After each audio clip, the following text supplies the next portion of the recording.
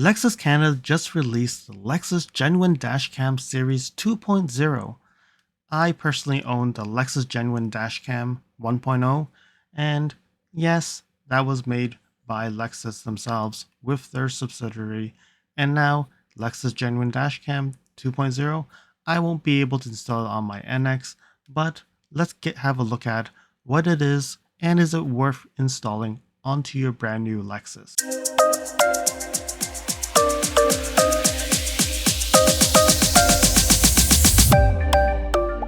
Hey, it's LSFT here today, and today we're here to look at the Lexus Genuine Dashcam Series 2.0, and this seems to be only available in Canada. Don't know if it's going to be available on different markets, but it does look like Canada is getting it first. So let's have a look.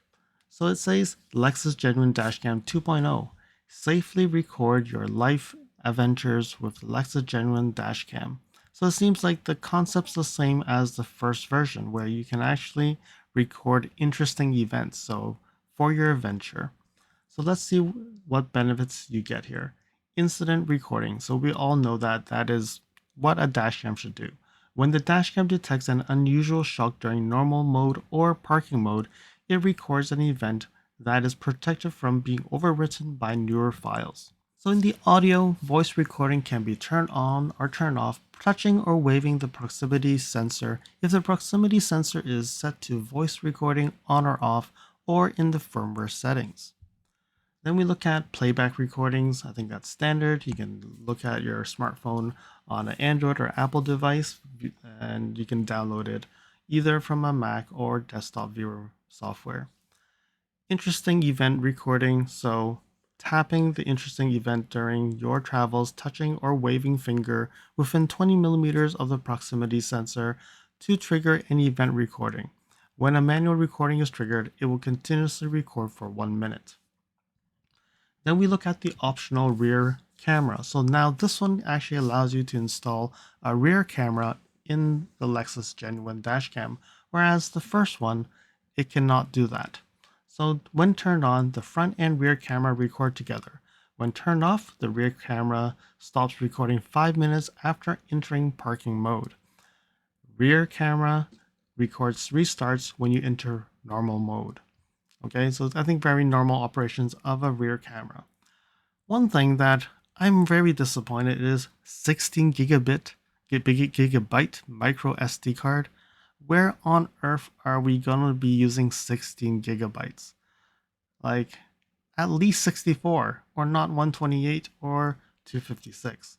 But 16, that seems to be a little bit low.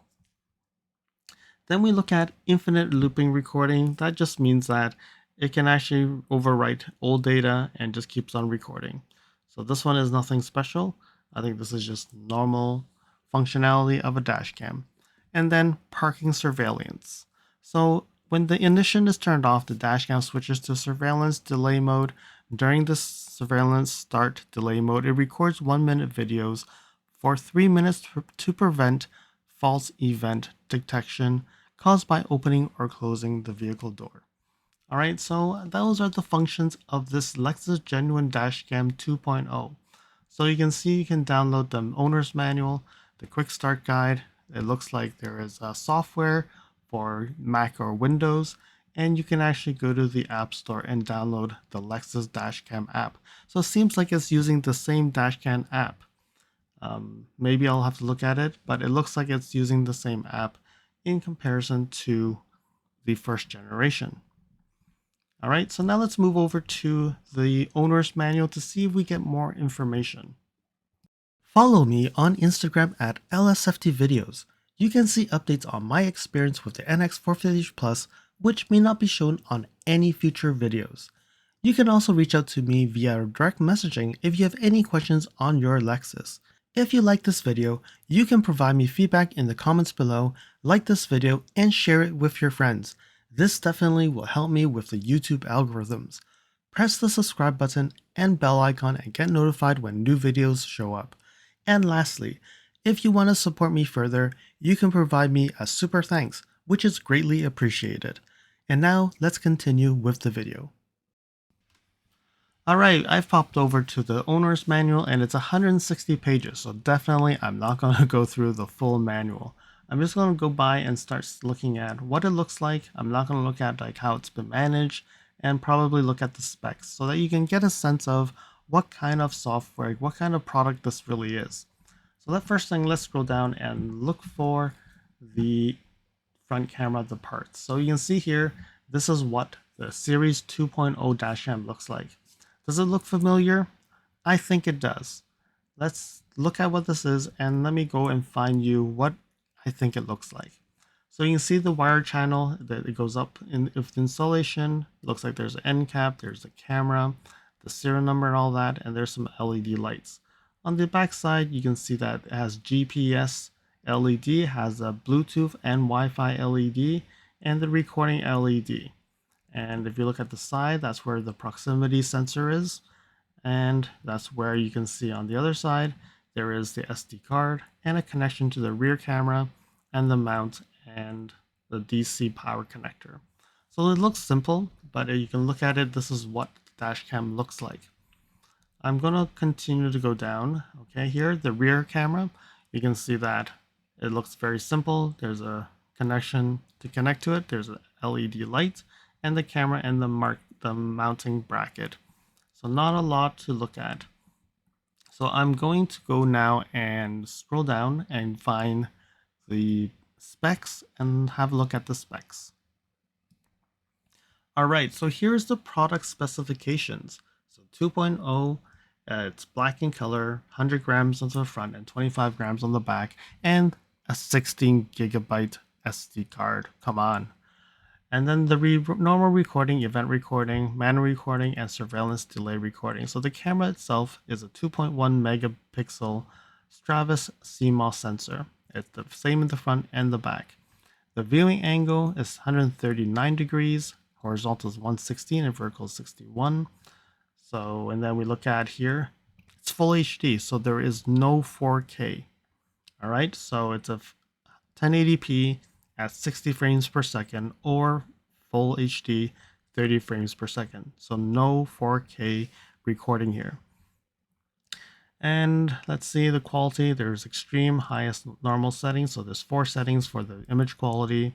Using MPEG-4, it has Wi-Fi, it has GPS, it has Bluetooth, has a microphone, has a speaker for voice guidance, and then there's some LED indicators. So there's not a lot of information here. So the proximity sensor, there's a 3-axle accelerator sensor. There's a super capacitor for battery backup. Normal mode, so it says here it uses, when it's recording when your car is on, with GPS on, Wi-Fi on, and 2-channel, it uses 390 milliamps per hour. In parking mode, with the Wi-Fi off, GPS off, quick wake up is 120 milliamps per hour. So it looks like it uses not that much less if you actually have quick wake up. But if you have normal wake up, it's less than 1 milliamp per hour. So I think we really need to look at this and say, okay, how much juice is it pulling per hour? And when your 12-volt battery really needs a little bit more charge, something to look into. I would hope that this will be a lower number. All right, it operates in Canada for minus 20 degrees to 80 degrees Celsius. 80 is a lot, but I think your car gets really hot in the summer months, but minus 20 is a little bit, hopefully you can go a little lower, but yeah. So the high temperature cutoff, so if it gets over 85 degrees Celsius, it will cut off and not work. One thing that I see that I don't see that it doesn't say that it actually has any prevention of battery, like if your 12-volt dies, that it will actually stop. Will it just keep on going and kill your car? Kill the 12-volt battery? I really don't know. I don't see any information here. All right, so it says the 16 gigabyte will only record 55 minutes at the highest and 2 hours and 20 minutes on the lowest. That seems to be too little. Something that they need to improve on. I think nowadays 16 gigabyte is just not enough, and it doesn't make sense why they include only 16 gigabytes. Alright, so I don't see anything regarding the 12-volt battery being cut off if the 12-volt battery is low. Let me just search around and see if I can confirm anything. Alright, so as I said, I think I've seen this dash cam before, and you look here, Blackview. DR770X 2-channel Full HD Cloud dash cam. I'm not sure if it's exactly the same, but even from the looks of the hardware, it looks like it. Not confirmed, but I believe it's close. So when we look at this Blackview DR770X, you can see it comes with a 64GB memory card. Come on, Lexus, at least a 64, right? And then it comes with parking mode hardwire kit, which Lexus should include as part of the kit. And you can see it's $513 Canadian from this website. I don't get any perks from this. This is just something I found on the web so that you can get a reference here. Alright, so when you scroll down and look at the features, front and rear, full HD, you can see the numbers are very similar to what we looked at from the Lexus Genuine Dashcam 2.0. And then there's parking mode. It also says here in this one, intelligent parking mode. It has a built-in voltage monitor to protect your battery against depletion. So I'm assuming that the Lexus one has the same thing as well. Alright, so this one actually says there's a seamless connection to the cloud, but Lexus seems that they have not provided that information. So I'm not sure if that is included in the Lexus version. Alright, so here we have it. I think the Lexus Genuine Dashcam 2.0 is exactly this model, the Blackview DR770X 2-channel Full HD Cloud Dashcam. So you may ask which Lexus model will actually get this Genuine Dashcam 2.0. Well, looking at it, it seems like the NX 2024 model, RX 2024, any other model 2024 other than the TX still gets the Genuine Dashcam 1.0. Only the TX is the one who is getting this 2.0. I do not know if they can actually install it on the NX or RX, but it seems like this is newly introduced as part of the TX. So you can see here, I've actually went down and selected 2024 TX 350, didn't select a package, and here we have it. You can see that we have the Lexus Genuine Dashcam 2.0 at $695. So keep in mind, the Blackview was $512, and now the TX, the dashcam, is $695. Alright, so when you look at it, it's a little bit more expensive, but again, this price includes installation by the dealership. But then I don't know if the Blackview one is actually, you get both cameras or you only get one of them. But it seems like the Lexus one is extremely more expensive compared to the one that you can get aftermarket. Then when you look at the Lexus Genuine Dashcam 2.0 rear camera, $1,365, wow.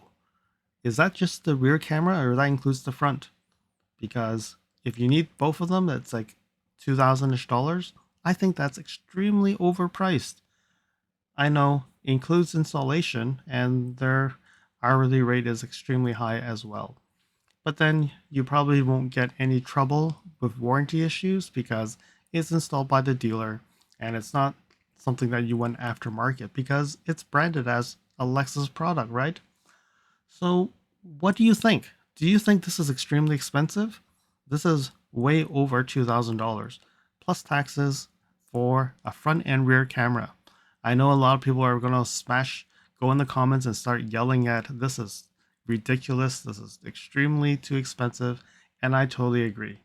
I thought this would have been a lot cheaper, but maybe $700 for front and back is okay, but if it's $2,000, I don't think you're going to be selling that many of them. Alright, so good thing is it's only on the TX. Now right now we haven't really seen it on anywhere else, but reality is no 4K, only 16GB of memory card. That seems just too crappy.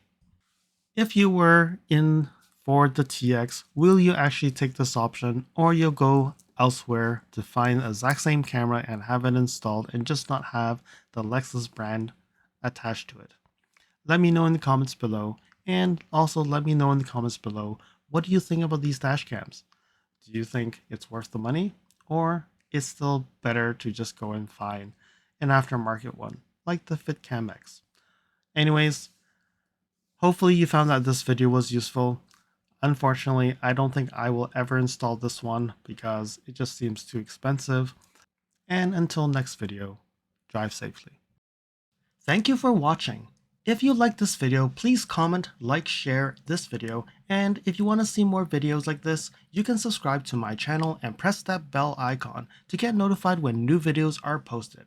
And if you'd like to support this channel, you can provide me a super thanks. And until next time, cheers.